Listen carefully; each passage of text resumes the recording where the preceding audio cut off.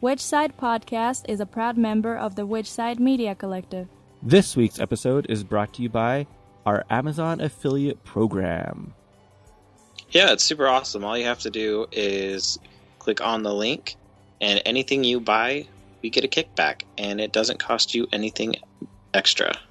Yeah, so if you're planning on buying anything from Amazon, just head over to our website first, click through the Amazon link, and we get a little extra money. Amazon gives us money, so it's a win-win. If you're looking for something to buy, I would highly recommend the Louisville vegan jerky. It is seriously the best goddamn jerky you'll ever eat in your life. I'm sad that I didn't get to try it. I'll eat Stonewalls because it's like dog food, but it's addicting. Yeah. But this just puts it to shame. If you ate Stonewalls and then ate the Louisville, you would never ever eat Stonewalls again. Let's be honest, if you eat anything after eating Stonewalls, it's probably better. It's so true. So head over to whichsidepodcast.com, click on the Amazon link.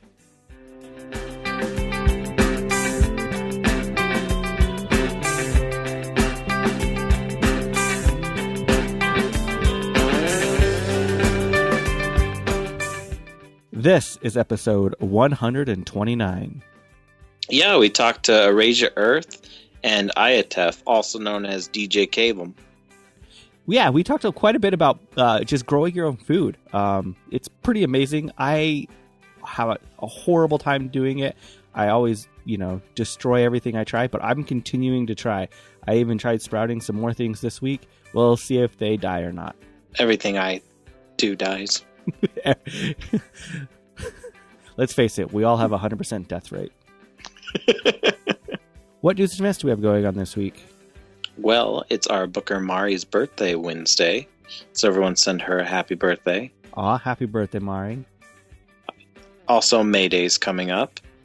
And if you're in Europe, you should try to catch Leslie Pickering on tour in Germany, Poland, Hungary, France, Italy, and Sweden. Sweet. Check that out if you're in the area. For the slingshot this week, Jordan, guess what happened this week in 1886? It was May Day. You're right, it was May Day. If you don't know what May Day is, that's when over 350,000 workers from 11,000 workplaces went on strike for the 8-hour workday in Chicago. If you don't know anything about the history of workers' unions, you need to really look into it. It's pretty amazing. Like, those people literally died fighting for what we have today. And then look what we do. I don't know what to say. I sincerely hope you enjoyed this episode. Which side are you on? Which side are you on? Which side are you on? Which side? Which side are you on? Which side are you on?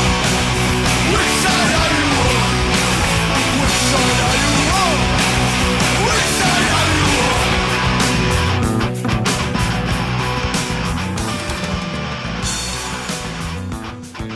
So, how's your guys' day going so far? It's beautiful. We're gardening. Yeah, just having a great time right now, So You're out of Denver, right? Yeah. And are you indoor gardening or like outdoor gardening? Both.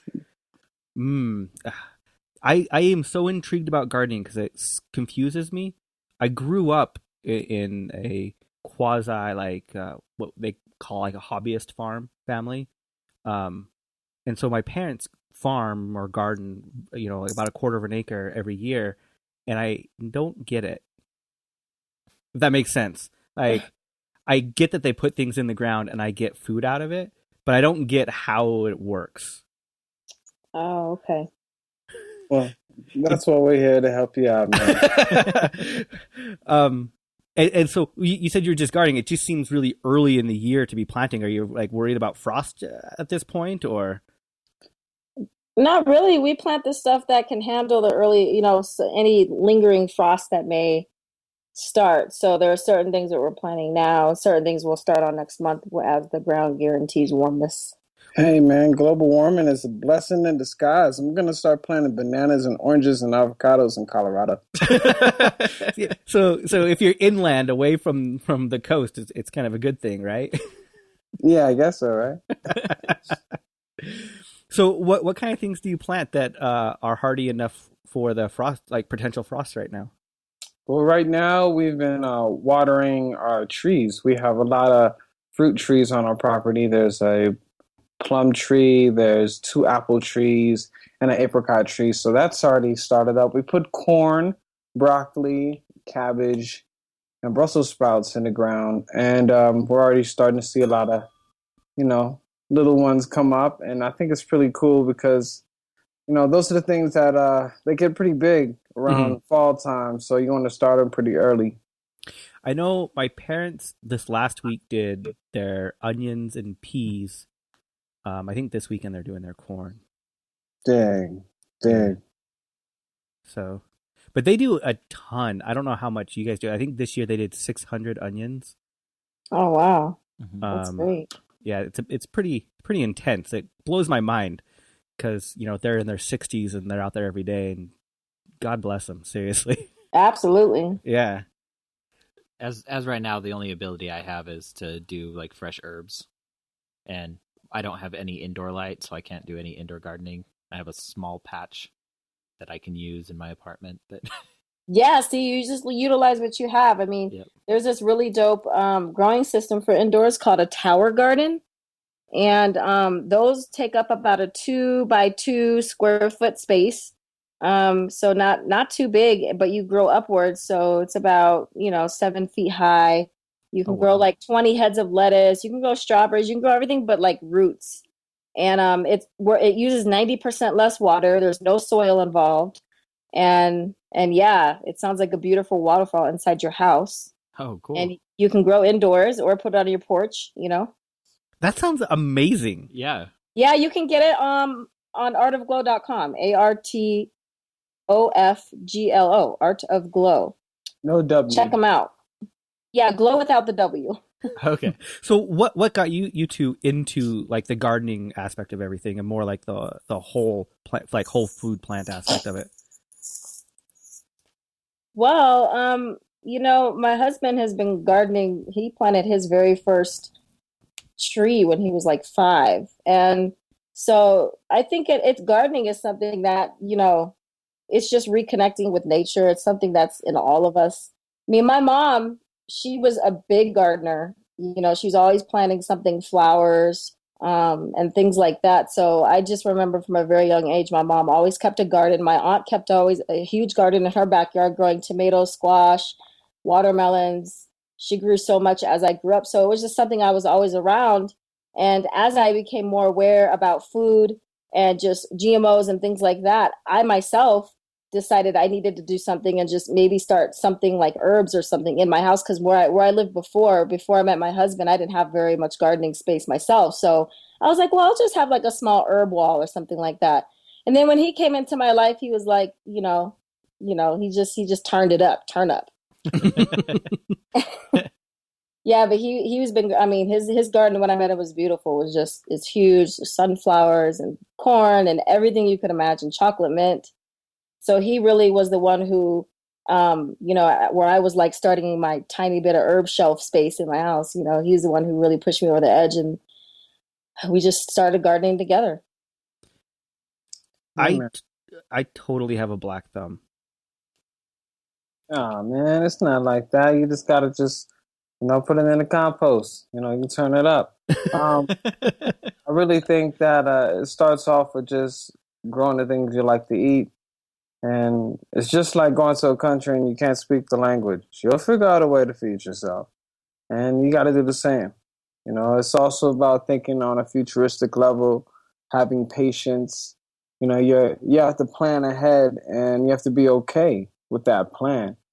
It's a spiritual practice, the art of patience. It's like the art of growing food, and you can't really think about doomsday or any of those things. It's kind of like having children. Like you're just expecting it to grow and be better than what you thought it would be in the first place. So that's it's a really powerful thing to do. It's a revolutionary thing to do. A friend of mine, Ron Finley, says it's like printing your own money. It's definitely important. And if we can move on that level of using arts and culture to market the normalization of preparing and providing for self, as a mainstream level instead of so corporate and influential on the marketing schemes through like processed food and major media advertising. So you'll see it, man. Like it's just, it's not cool yet. And that's why I'm here. We're here to pretty much make it cool to live, man. Cool to grow and keep it fresh as much as possible. Well, you brought up two things that I want to touch base on. Actually, three. One, I've always thought it was fucking cool. Mm-hmm. I've just never jumped into it, but I've always been on that teetering on the edge. Like I really want to, but I'm kind of fearful. But you mentioned the planning aspect of it, and that's one I think my biggest fears is the planning aspect of it. Is really so. Like, how do you go forward and set up your plan? And like, have you ever had your plan just totally fucking fail? Yeah, you know what? It's like Nike. You just do it. You know what I mean? Like sometimes if you overthink and just like do too much of that, then it gets a little overwhelming. It's like being an artist. You know what I mean? Like you plan to a degree, but not like, I don't know. We just kind of just go with the flow.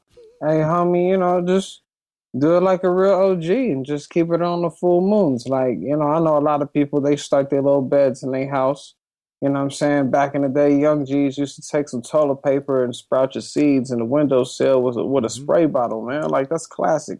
But all you really got to do is just get you a couple little egg carton trays, fill it up with some of your favorite dirt that's like near a tree outside of your house. Make sure it's not an acidic tree like a pine or anything, but like something real fresh. If you're in Cali or wherever you are listening, you know what I'm saying? Like grab you something that's close to that area, get soil from where you see things already growing, right? And then you put those starters and you can start your little seedlings in the door, in the windowsill in the house, in any hood around there, everyone has access. If it's just some sunlight, on the porch of your apartment, you can do it. And some people are using spring pots because they have the handles and the spring and it keeps the soil inside and it doesn't like wet up your whole spot. If you're watering indoors, you can carry a handle, you can move it in and out. For those who live in apartments, they can use tower gardens. And you just plant accordingly, man. Like if you plant on the moon cycles, you'll know how long it's been in the ground. And that's just simple mathematics, like without even using a timer or like one of them crazy calendars, because you're working off sun time anyway, So if you can just keep it like that, it's definitely like children, bro. Get you some seeds, get you some water. Make sure that the soil's right. Look at the soil. Make sure it's not too sandy. Make sure it's not too hard and clay. Make sure that it's like in between that. And all your leaves that fall from your trees, instead of scooping those up and putting them in bags, let that stay on the soil, chop it up, put dirt on top of it. That adds the browns and it'll keep your soil nicely mixed up. It's important, man. Just all that stuff is just hood politics, bro. Bottom line, you got to plant some shit, even if it's just a pot. I think one pot, even if it's just one basil plant, like plant something. I think it's great that you just mentioned like the seeding with like the sprouting the seeds with the toilet paper and stuff, because this week me and my daughter are our third try, because the first time we did it we forgot about it because life happens. And then the second time, it just didn't sprout. And so we're trying new seeds right now. Just we're trying. All right. No doubt, man. No doubt. Well, it is a beautiful process. You can also get rock wool, and you can drop the seeds in rock wool. A lot of these things you can get off our site at Art of Glow, artofglo.com. And the focus is really to just market that freshness everywhere you go, man. Don't Don't fall for the okie doke, man. Like, you don't want no middleman in between your money, man. And your food is like your money, man. So it's like you just got to keep it real. Like, just be out there growing your own food because you're hungry. Stop fronting on yourself. You know what I'm saying? Like, Really though. Lord forbid they stop making draws, bruh. You know what I'm saying? You're going to be assed out. All that comes to mind when you got to think about food, clothing, and shelter and refinement. You know what I mean? With a bit of mental sovereignty just to take care of yourself, because you don't want to think that you can't do that. Saying that just means that you just got to say, I'm keep trying, I'm going to keep doing it. It's that word sound power. Don't fall for no sickness, bro. The little that I've done, I really enjoyed it. You go outside and you clip the ends of your basil, and then it grows into two separate. Yeah, it starts bolting. Yeah, the bolting happens, and you can use that in your dried area. But yeah, clip down the bolting down to the first stem underneath, right at the top of the corner of the basil. You know what I'm saying? And like you can do the same thing when your collard greens and your kale starts bolting as it goes into flower mode, and the broccoli too. Snip that right back down, homie, and you come back with some more. It's really amazing how truly revolutionary and growing your own food really is. Especially it's a direct fight against capitalism. It's a direct way of being a revolutionary activist, I think. Absolutely. There's that. I mean, that's exactly what it is. I mean, hey man, it's just some hungry, homie. I know folks that just really just do it. They don't even think about who's more empowered. They just do it because they just gotta eat.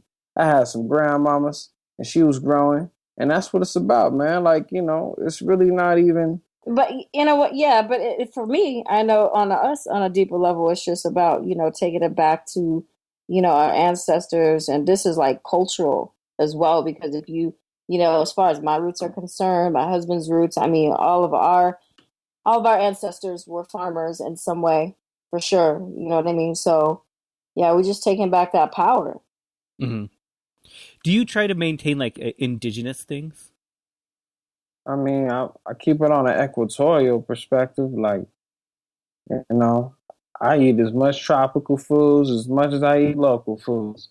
And the thing is, like, that's the thing about when you talk about indigenous, you got to think about which land you're talking about. Like, I know where I come from, and that's like everybody is real obvious. You look at me, you be like, oh, he has descendants of Africa, and then you got to think about the perspective of, why is it such a standard American sad diet?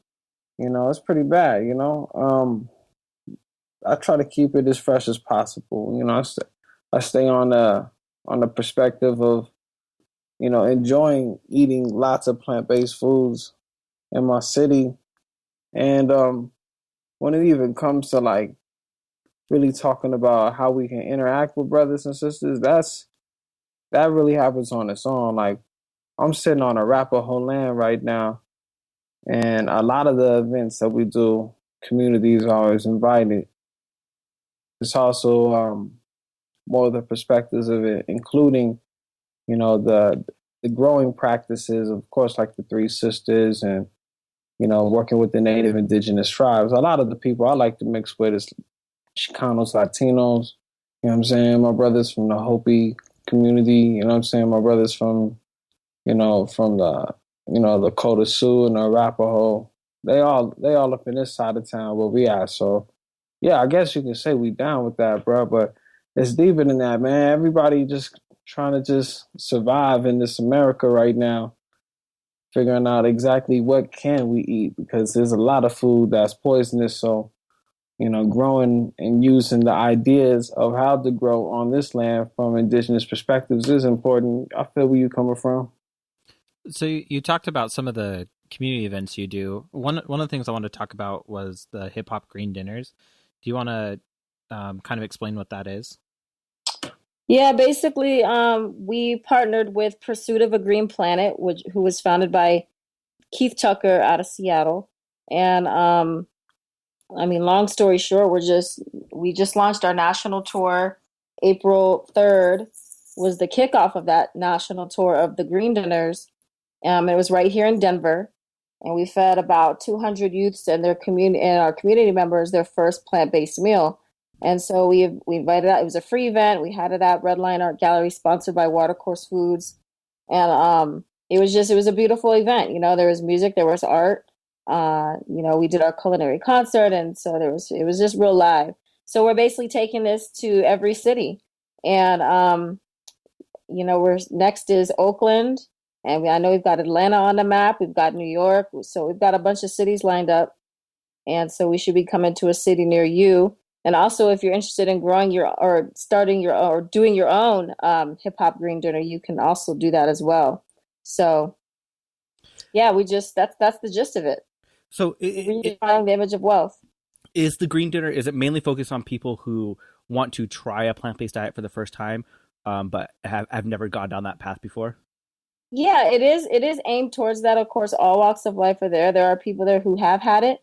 Mm-hmm. But we do market it towards those who are, wanting to step up their game in their health, or who are curious, or just, they want to learn more about it. And it's a perfect breeding ground to share ideas around it, and to meet other people who are on the same path, and also to expand, your awareness, and just walk home with a bunch of tools and resources from your local community, and how you can continue, stepping up your health game, gardening, and things of that nature. So how exactly did you get involved in doing this? Well, my husband was at, how did you meet, Keith? Portland. Portland, yeah. Yeah, man, I was in Portland, and there was this hip-hop green dinner that he was organizing. He had a friend of a friend, who actually reached out to me. And we just came through, and I told him I liked what he was trying to do. Originally, I talked to him on helping him switch his diet. And that was before the event, you know what I mean? So there's been a lot of interaction with this brother. He has a film that he's working on. And he's also been, organizing and hosting a radio show for a couple years. So we respect him, He's involved in the Universal Zulu Nation, and had made the connection towards the source of hip hop for us to, move forward with their blessings to do so. So what is both of your origins as far as that brought you to where you are today? I'm from Denver. I'm from 5 Points, and my mother's from Detroit. My father's from Denver, and let's see. Before that, there's a little Chicago, a little Compton, and there's some Arkansas, there's some Detroit and New York. That's basically where my family comes from. And, my style is just, I'm as hip hop as it gets, bro. We're a little West Side gangster in there, because I'm from the Wild Wild West, and that's just how we get down. So what brought you towards more of a plant-based diet? Being hungry, bro. In comparing food towards, the realities of internalized oppression and enslavement of Africans, and you looked at, the perspective of how animals are treated, I couldn't really tell the difference. So, I went to my mind and changed that perspective, bro. Yeah, I mean, for me, it was just, growing up, and as I started to listen to more hip hop, the way I was thinking started to change in general. So I was starting to ask more questions about life in general. I was around a lot of Muslims and just different people from different paths who were conscious to some degree. And so I just remember one day I was eating something and I wanted to know what exactly was in it. So I investigated, and my investigation led to, refinement of what I was eating. And just, as that grew, my mind grew, my way of thinking changed. And I just, it really all began there. And I really do say that hip hop was one of the main influences that did that. Although what I was listening to wasn't directly related to food, when I geared myself more towards conscious hip hop, it was just the fact that, it was like that awakening process in general. And so, I began studying just food. I bought a dictionary that had basically every additive and preservative, so I could take everything to that as a reference. And then just studying like cell biology and, taking that into alchemy, so like mineral biology and all of that. And then I mastered in Usui Reiki and biotherapy. So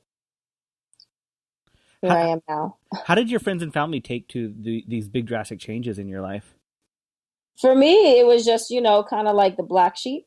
So, I mean, my father always did support. The first thing I gave up was pork. And when I came in and I told him in such an authoritative way at 15, he was just like, he looked at me and he was just like, okay. So he was never like, unsupportive. My parents were never unsupportive, but there was still that vibe of like, foreignness of why I'm not eating what I grew up eating. And so when we're at family gatherings, I'm always either not eating or bringing something different. So I would always kind of get the side eye. And then I'm the oldest of 7, so that they always clowned me. They always clown me. But now, after years of being clowned, now they come to me, and they've actually transformed the way they've ate based on just, witnessing what I've done throughout my journey and how I've been able to preserve myself and my youth, and my vitality and all of that. My parents too, so. What are some of the experiences that you've had with the screen dinners? A lot of people come up and like, man, I didn't know that can taste like that. And a lot of people come up and like, what a great, fusion of this music and culture and food, because a lot of times we're pretty much going in and just ripping through people's culture. Like, can't eat this no more, can't eat that no more, can't eat this. They're like, oh my God. They look at us and they were like, what have we done? We should have never showed up. I would have been happy eating my hot Cheetos and Takis. And that's what happens. We pretty much open their minds, and that's kind of the perspective that I think people are moving forward, because it's going to impact them pretty heavy in a good way and a bad way sometimes. And that's pretty much how it goes. I mean, yeah. And overall, I mean, we've had a great response from children all the way up to their elders, to their grandmothers. We get a lot of thank yous. We get a lot of, I didn't know that. And at the end of the day, most of the people walk away super inspired to, make some sort of transition or start somewhere in their awareness with food. Have you ever had anybody adopt a vegan diet completely? Absolutely. Yeah. That's awesome. Tons of people. The last one, I think we had like 3. Oh, way cool. That just blows my mind. Like, I love that. I love hearing that. Just like the one event, and you're like, oh yeah, we got 3. That's so easy. I went activist for years, and I don't think I've ever at one point been able to say, yeah, in one night I got 3 people to go vegan. Hey man, sometimes you just gotta try hard. It's like recruiting people for the gang, you know what I'm saying? Like, they're gonna want to be down once they see how fresh it is, homie.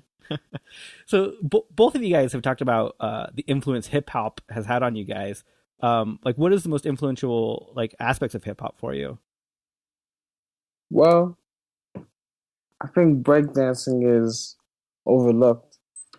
And I also think the DJ is overlooked. So I like to focus on those a lot more when it comes to teaching our curriculum.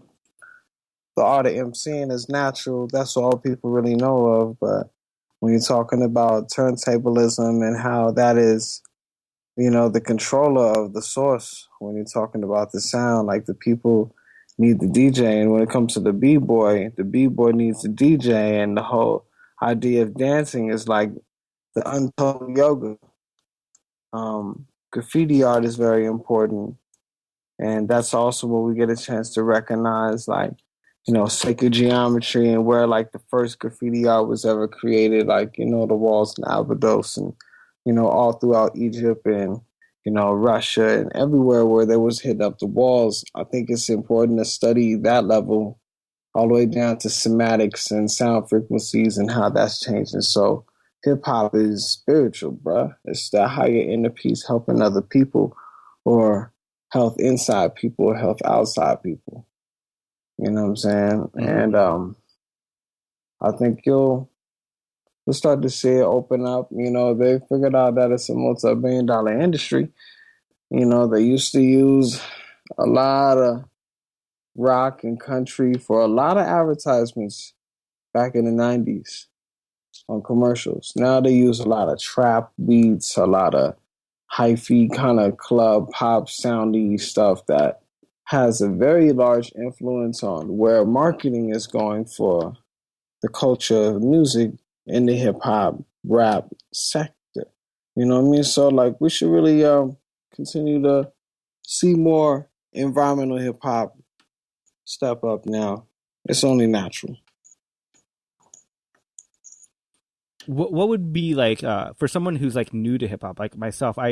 I've never been really exposed to too much. I think that my first like real political hip hop I was ever exposed to was Dead Prez. Where would you like give someone like that where to start their exploration? Where to start? Yeah. Man, I was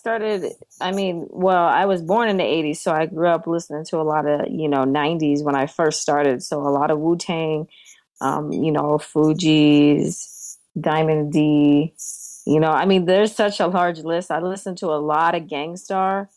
And so, I was just starting in the golden era, late 80s, you know what I mean? Or just starting the golden era and take it back, So it's just kind of like going back to the roots of, how hip hop came to be and how it's transitioned into what it is. So, yeah, but you definitely want to start with the pillars. Who's like who would you say is your most influential hip hop artist? My most influential hip hop artist. My husband right now is, to me, one of my most influential hip hop artists for sure. He's really changed the game and transformed hip hop. I mean, he's the founder of Eco Hip Hop, but I mean, just in general, I've never met anyone or heard of any artist that has like completely made him. Well, I mean, I've met artists and have seen artists who've made it their own, but I'm just saying in regards to like how he's taken this conversation around food and environmental awareness and embedded it into hip hop, not just artistically, but authentically. So, I mean, definitely like number one right now for me.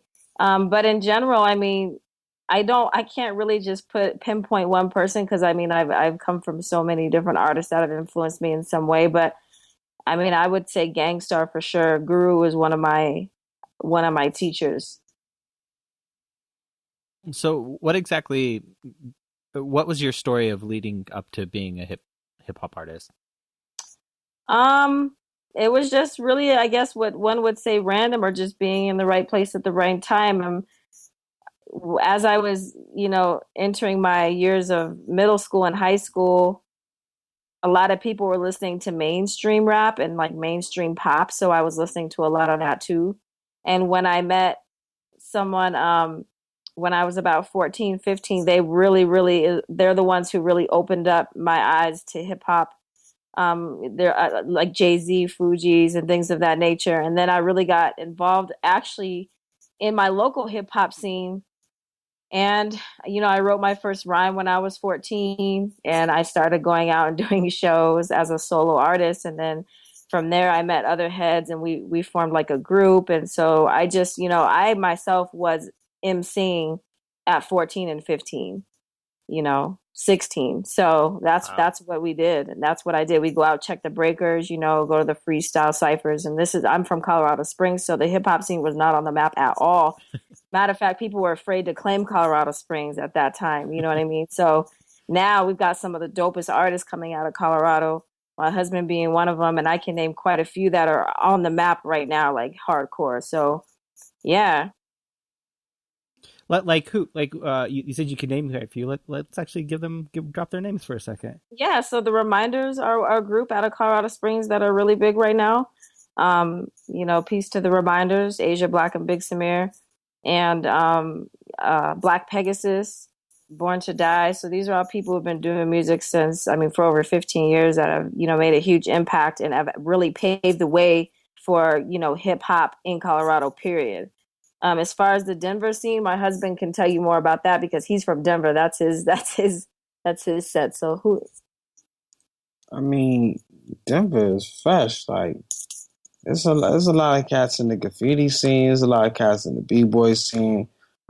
Shout out to my man Zulu Gremlin. Shout out to Joke.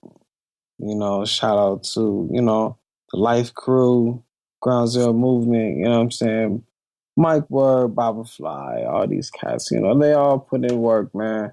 My man Melina Speaks, National Slam Poetry Champion, Slam Nuba, Panama Soweto, Bianca McCon. I just did a track with Bianca McCon with Cody Chestnut. It's called Cool to Live. It's on my SoundCloud.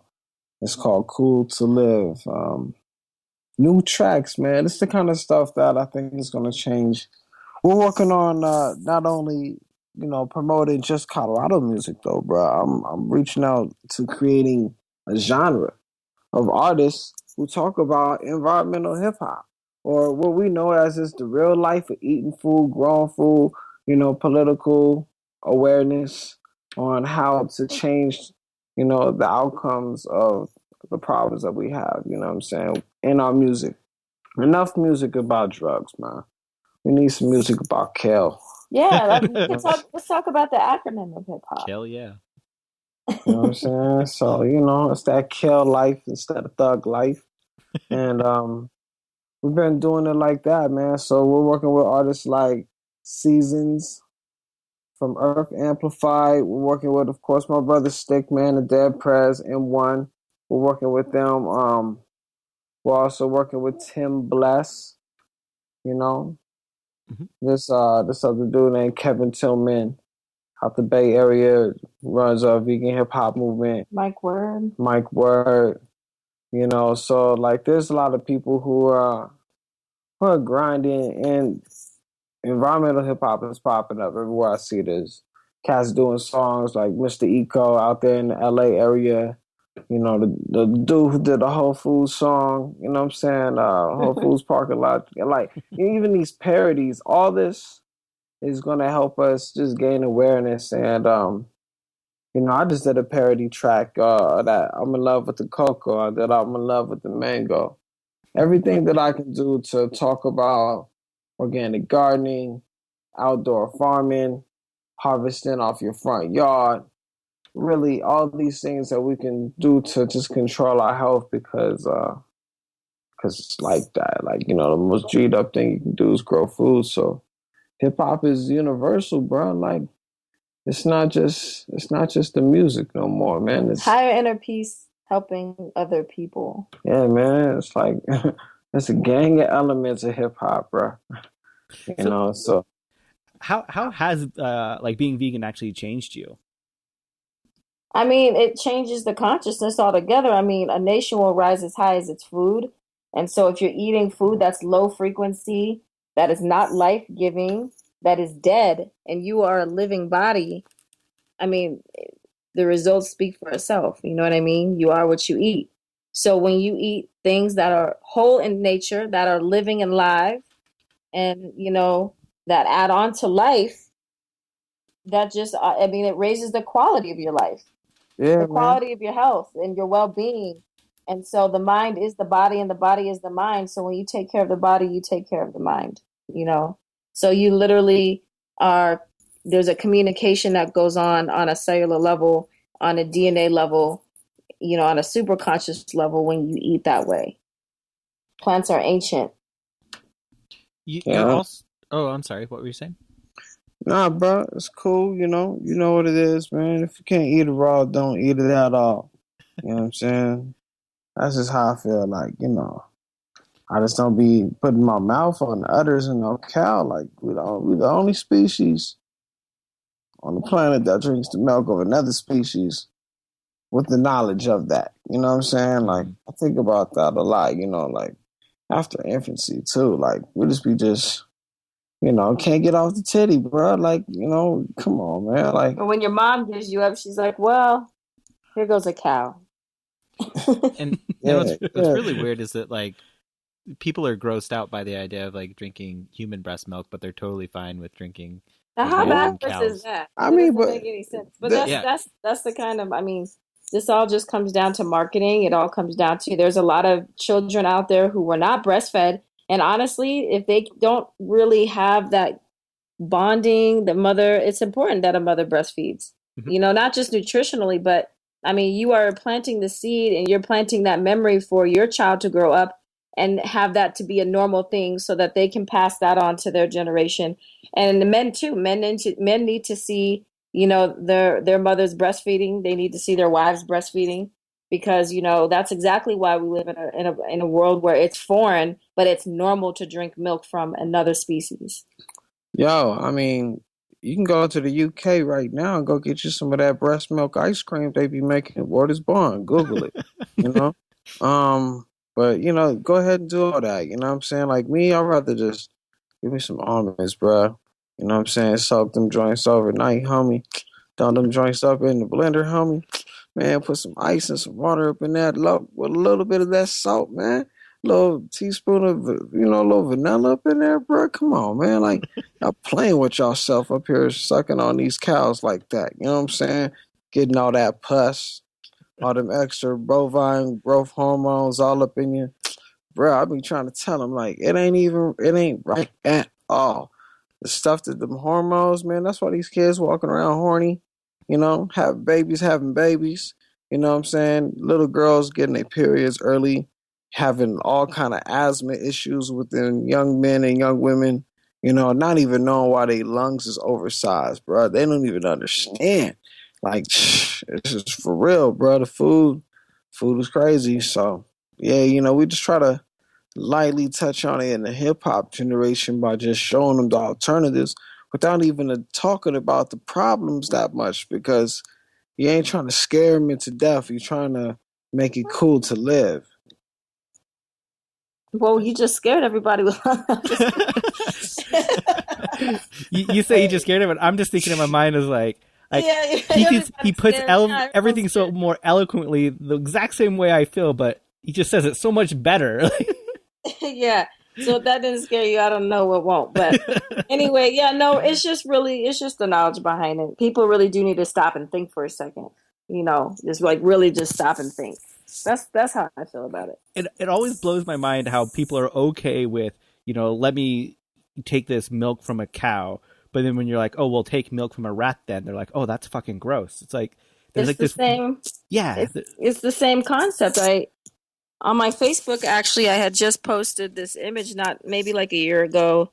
It went viral. I'm sure everybody saw it, but it was basically an image, a very graphic image of, you know, how they do it in China with the dogs, the dog farms, how they raise dog for meat. Mhm. And a lot of people were not just mortified, but on the how could you tip and, you know, just really coming down on the Asians. And I'm just like, well, we do the exact same thing over here with cattle, with you know, pork and I can name a bunch of other animals, but it's just like there really isn't a difference. But we've made the difference because over here we consider dogs as pets. Well, over there they consider dog food. You know what I mean? Mm-hmm. So it's just like, I mean, how do we, I guess there's like a level of what's okay and what's not okay when it comes to, you know, like what animals are acceptable for eating and what animals aren't, you know? So how have you guys seen veganism in general change since you guys have really been going down that path? You know, I feel like that it's veganism now is mainly marketed to upper class whites and you know, middle class. So when someone in the inner city hears about veganism, they're so far removed from it, not just culturally, but because of the way it's marketed, you know. And so we're definitely trying to change that as far as, you know, why we're doing what we do. You know, for us, it's just going into the inner cities and teaching these children that, you know, this is just returning to your roots and your culture. You know, if you study your roots, you'll see that, you know, most of where you come from, there was plant-based in general. So we've seen it shift in just regards of how it's become very commercialized. but we can also, use that to our advantages, with getting the message across. So, more people are open to it, more people are interested in learning more about it. So I see it as a positive thing for sure. I mean, more people are just, I think, becoming aware in general. It's just that time. We're in that time, in that astrological time. One of the things that I find funny is that when I first went vegan, there wasn't like crazy amount of alternatives. There was like a couple, like 1 or 2 cheeses, but they were gross. There was only like 1 or 2 soy milks. There was like an alternative mayonnaise, but it was gross. And so it really forced you to live like a pretty healthy lifestyle just in general. And now there's fucking Oreos and I'm fat. Well, that's the thing. You got to be careful about. I mean, Coca-Cola's vegan. Yeah. Oreos are vegan.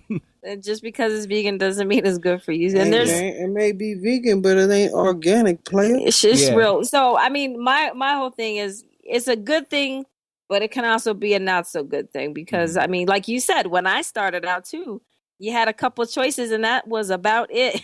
So I did a lot of the food preparation that I did was at home, you know what I mean? And just making from scratch. And because I wasn't too fond of a lot of the meat replacements, cheese replacements. They just weren't that great. So I was just like, I'm just going to skip it all together. So I didn't really do the whole meat replacement, cheese replacement thing, but for people who are needing that transition, those transitional foods, there's such a great variety out there today.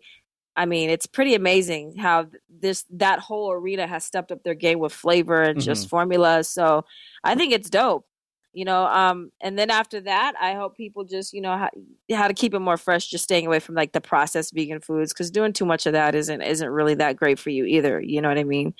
So you're a raw vegan chef, correct? Correct.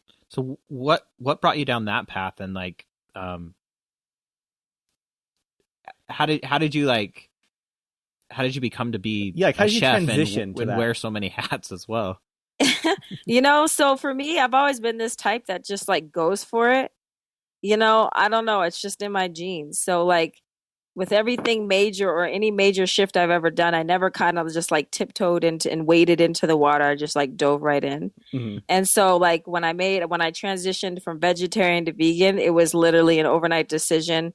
And I just did it. I didn't really do the transition. I just kind of did it. And then with the raw, it was just, I reached that point in my life where I'm always trying to step up my game. Like with everything that I do, how can I make it better? How can I really take it to the next level? So I think the start of that for me was I went all alkaline. I was, Dr. Sabi is like one of my teachers. So my daughter had a really bad case of eczema. And so I needed to figure out a way I could step up my game and what I was eating. And I didn't want it to be just her. I was like, well, what's good for her is good for everybody. So that was really what encouraged me to flip the script on that and just really clean everything up. And so I'm damn near raw, which means I eat mainly raw, but I live in Colorado, so I gotta have like curry or something every now and then. And not only that, but I just want to, I don't really see, I've done all raw and it was dope. But when it gets cold, it's just one of those things where I just want something warm. But yeah, it was just one of those things where I was like, raw is really where it's at. Ultimately, if you can do raw, I would highly recommend it because it's completely unadulterated. You're not talking about, changing the molecular structure or the sugars or the glucose structure, anything like that. You know what I mean? So you're just really, really keeping it 100% OG, as my husband would say, like just straight up close to the earth, not processed or anything like that, eliminating all the flours. And, when I did that, my daughter's eczema went away, and when I noticed that, the more cooked food she eats, it'll flare up again. So raw is definitely what's up. Your clarity, your skin, everything just clears up. It's funny because like I've kind of gone through the transition of I went from like pretty mindful and pretty healthy to look at all these amazing alternatives I have now. Fuck yeah.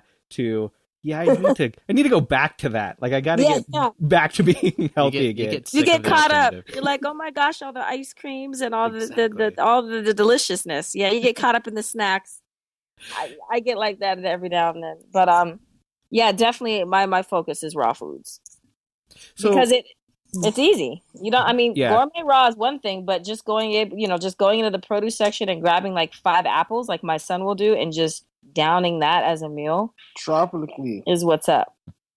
That's one thing I've loved about my daughter is just the amazing things like she'll do. Like every once in a while, I'll turn around and she'll just be eating a red pepper like an apple. I'm like, well, I was going to use that for dinner, but I can't get mad at you for doing that. Like, Yeah, because she could be eating a Twix. yeah, exactly. Yeah. Dinner. But now you're like, well, I can't use the red pepper, but dang, yeah, like you said, you really can't get mad. And I mean, my children are the same way. I love the fact that they're so about it. Mhm. They're not trying to hear the candy thing. They don't care about that. You can give them some dates, they'll be happy, but they will go in on some produce like it's nothing. Like I will buy a case of apples and it will be gone in a week. That's not, again, I'm not talking about juicing the apples. I mean, just straight up. Yeah. Yeah. My daughter's always schooling me on my health. She's always like, "Dad, come on, Dad. Like that's not healthy for you." That's perfect. The babies are the greatest teachers. It's really true. Now I just got to listen. That's the key now. Oh, the listening. So, what are some basic recipes that, if you're willing to share some for some of our listeners? Yeah, my husband has a really good one. He has that kale. Give him that kale recipe. Well, it all starts off like this. First, you got to pull out that fresh cabbage. You know what I'm saying? And you want to steam that on the side with a little water and onions, right? Put the top on that plate. Because you got to have the kale and the cabbage together, right? First, take that kale, homie. Go ahead and chop it up real good. You know what I'm saying? Take you some of them good red onions or organic yellow sweet onions, right? Chop up about half of that. You know what I'm saying? Get you about a cup of that. And then take you some good cold press olive oil. Go and circle up your little cast iron pan. Yep. Throw some of them onions in there, player. You know, go and simmer saute that for like 2 minutes on high. Then you take your kale that you just rinsed and chopped up and throw that right on top. Yeah. And then go ahead and put the top on that, man. Then you put the top on it. Then you go ahead and just mix that up. If you had some cashews before you put the kale in, you can simmer saute the cashews with the onions.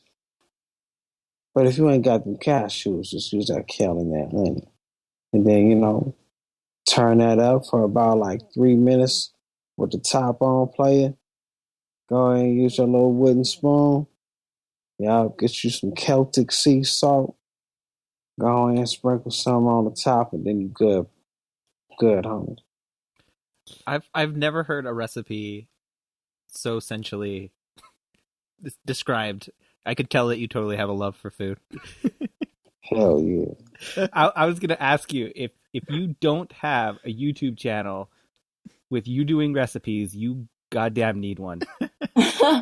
Yeah, we've been told that a lot, so we're probably going to be doing that in the next very, very soon. Tune in. I would listen every day. Yeah, I don't even need to make the food. I just like, that does sound good. It does. Oh. I'm not a cashew fan, but I'm like, yeah. That's what's up. Oh. So here's another one. If you guys anybody has a Vitamix out there, I'm going to give you a Vitamix recipe. Okay. This is my conquering Dandelion Lemonade. So you take 2 lemons, you take the skin off, you can leave a slight bit of the peel on for zest. Throw those in the blender. Then you take yourself a handful of dandelion greens. The more bitter it'll be, the less bitter. But grab a little bit of dandelion, throw that in there. And then you're going to take a nice chunk of ginger root, like about 1 inch to 1.5 inches, depending on how much you like ginger. Throw that in there. No need to peel it. Throw it in whole. And then you're going to take about 8 cups of water and then top that off with some ice. And then you're going to take some grade B maple syrup, 100% organic if possible, and use that to sweeten to your liking. blend that on high, about 45 seconds, and you'll have a delicious juice with all the pulp and fiber. And that maple syrup will give you about 54 antioxidants. So it's not a refined sugar. It won't raise your glycemic index. That lemon is real, real alkalizing. You can do it with lime. You can add cayenne pepper, but that's the basic formula right there. So I have two questions out of all of that. One, what does it mean to be grade B on the maple syrup? Like, does it really matter if it's A, or I don't even know the grade. Well, antioxidant wise, it does matter. B is the richest one, the one with the most minerals, the one with the most, antioxidants, because it's not as filtered and refined as grade A. Grade A is more like your pancake syrup. Mm-hmm. It's very light. I mean, I use grade B for everything, including my pancakes. So I would say shoot for grade B, but if you have grade A and that's all you can find, as long as it's not Aunt Jemima's or, that corn syrup that you think is pancake syrup, I'm talking that real maple syrup. Yes, it's a little pricey, but I mean, let's talk about the price of cancer. I don't want to hear how expensive maple syrup is. I just don't. Okay, so I've never understood the difference of maple syrups before. So grade B is less filtered, basically, so it's more raw. Like, okay. There's more in it. It's more nutrifying. So okay, if you remember the Master Cleanse, that was real popular. Mm-hmm. They recommended grade B, and that was for that reason. I always had that question with the whole Master Cleanse, was why grade B? Like I didn't know what it meant. And then the other thing you mentioned was dandelion greens. I've always been terrified of dandelion greens. I've never tried them. I've never cooked with them. I just don't know how to even approach them. You're like, what the hell do I do with dandelion? Exactly. Yeah. So the thing about dandelion is it grows like a weed, because I mean everything that they don't know what the hell to do with it's called a weed, milk thistle and all this other stuff, and it's all edible. And it's really high in calcium. It's really high in iron. It's really high in magnesium. It's full of sunshine, vitamin D, all of that. It's just like a superfood. It's higher than kale. So I praise dandelion greens. So you get yourself some dandelion greens from your yard. Hopefully you don't have a dog back there. If you do, I highly recommend you don't.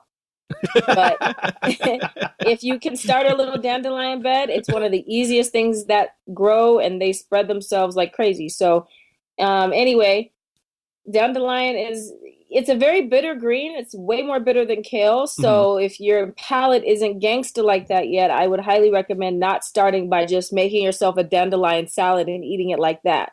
So I do like kale. I'm okay with that. Yeah. So sometimes what you can do to ease your way into that is I do a kale dandelion salad. So my dressing is like I'll juice a bunch of lime, and then I'll use grade B maple. And then I'll do a little bit of olive oil, cayenne pepper, sea salt, and then that'll be my dressing. It's a very alkaline dressing, and just kind of toss that in there. But you could start out with mainly kale and maybe just throw a little dash of dandelion in there. But start out by juicing it. Throw it in a lemonade like I did. And if you're not really down with the bitterness and you just can't handle it, that's really the best way you could ingest it, is what I just told you, because that lemonade is just going to taste like lemonade. So you mentioned juicing, and then you mentioned this was a Vitamix recipe. Does it really matter if it's like blended or if you put it through like a traditional juicer where it's just? Well, then that would separate the pulp. It separates the pulp out, right? So what I like to do is a lot of whole juicing, and you could totally put it through a juicer. Yeah, you could juice your ginger. You're gonna have to use a greater amount of what I just said for the juice. You know what I'm saying? Because you want it to be concentrated, and then you add your water. But what I love about the Vitamix blender is instead of wasting all of that pulp, it's incorporated in there, and it still pours like juice. So it's not a real thick, consistency, because you're adding all that water. And then price-wise, too, you're saving a lot when you do it that way, because you're using 2 whole lemons, a small bit of dandelion, a small chunk of ginger root, and that makes you about a half a gallon. That recipe I just gave you will make you a half a gallon, 64 ounces. So price-wise, it's a little more effective in the vitamins, because you're not discarding the pulp and the body of the fruit and vegetable. You're actually using that, and then we could all use more fiber anyway. So it's in its whole food state. And the Vitamix is dope because it'll break it down to a cellular level for you. And just like juice is cellular ready, it bypasses digestion because there's no pulp and fiber. You still utilize your digestion with this, but it's still bioavailable, and you're not wasting the pulp and the fiber. I always was confused with the whole idea of, the argument between juicing or going right to and keeping the fiber in. It always seemed to me like, well, isn't it kind of better to keep the fiber and everything because it's a little bit more work for your body, so it's a little more calories you're burning? But I don't know the science or anything behind it. I mean, there's just a lot going on with that in general. If people are, to me, when I'm dealing with people, if they're extremely sick or they're dealing with, something that's just very detrimental to their health or something like that, I would tell them to go the juicing route, not with like a centrifugal juice or anything, but like a press, just because you're not having to spend that energy on digestion, which is important for somebody who has cancer or something that's very really life-threatening. They want to preserve as much energy as they can for the healing, but still get the nutrients. So that's the benefit of juicing. But if you're just maintaining your health, and just, or if you maybe, you're not dealing with something too life-threatening, then I would say keep the pulp and fiber in, because the pulp and fiber allows for the sugars not to hit the blood right away. So it's slowly digested, like if you were to eat it, and you still get the nutrients on a bioavailable level when you do it in a Vitamix. So it just depends. You know what I mean? Green juices is one of the things that I've slowly have started to love. Like when I first had them, like, this is not my thing, but I've really started to actually love them. Man, you should love them. Green is that's a sign of you just soaking up the sun right there. It really is. So green is the supreme. Green is supreme. So the darker the green, the more supreme. And remember that the darker the green, the more sunlight that plant has harvested. And that's just more nutrients for you, more minerals. So, I mean, for someone who eats plant-based or vegan, greens, dark leafy greens of some sort should be the base of your intake in some way, shape, or form, whether it's through salad, whether it's through juicing, you know what I mean? Dark leafy greens reign supreme all around. So you said that recipe yields about a half a gallon? Yeah. How long does it actually last, if you don't consume that in one day? It'll last you a couple days. Okay. I would recommend drinking your juice as the sooner the better, just because it's living. Yeah, so, you need about drinking in the first 8 hours, bruh. Yeah, really. Or you're gonna lose most of the nutrients. Yeah, and the antioxidants and the things that are living. So, will it kill you to drink it 2 days later? No, you'll still get some benefit out of it, but it's definitely not going to be potent and living it would in the first 8 hours. It's better than Tropicana, though. Well, how can people, follow you guys' work and see what you guys are doing? Well, so Art of Glow is one website, ART of, and then glow without the W.com. And then www.djcavem.com. That's C as in cat, A, V as in Victor, E as in Edward, M as in mother. And a lot of our work is on there. And then, of course, social media. We're heavy on Facebook, Twitter, Instagram. My Instagram, Twitter, and Facebook is Alkemia. Alchemy, like alchemy. So ALKEM as in mother, IA. Earth, like the planet Earth. And then my husband is DJ Cavem, DJ, and then CAVEM. So that's how you can find us. On Twitter, it would be Ietef. So the IETEF. We end every episode saying fuck, shit, damn. Would both of you guys mind saying that for us? Fuck, shit, damn. Oh, thanks for having us. This week you heard Tanz Mittens by My Dad Versus Yours. Right now you're listening to Dream of Dying by Blue Sky Black Death. iTunes. Go rate and review us. It's pretty simple. If you've already done it, you're fucking awesome. And you should steal someone else's device and do it to theirs. Also, if you haven't subscribed, go and subscribe. You can also subscribe on other people's devices. # go subscribe. It's like a free gift that keeps on giving. # ghost review. Also, if you haven't liked us or became our friend on social media yet, we have social media. So be our friend. Like us. We often post things on there that we don't talk about on the show. And by often, you mean basically almost every day. Pretty much. So, like us. Follow us. Rate us. And review us.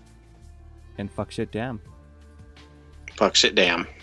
Which Side Podcast is hosted and produced by Jordan Halliday and Jeremy Parkin of the Which Side Media Collective, with web design by Jordan Halliday and sound design by Jeremy Parkin. Booking by Mari Halliday. Theme music by Commandantes.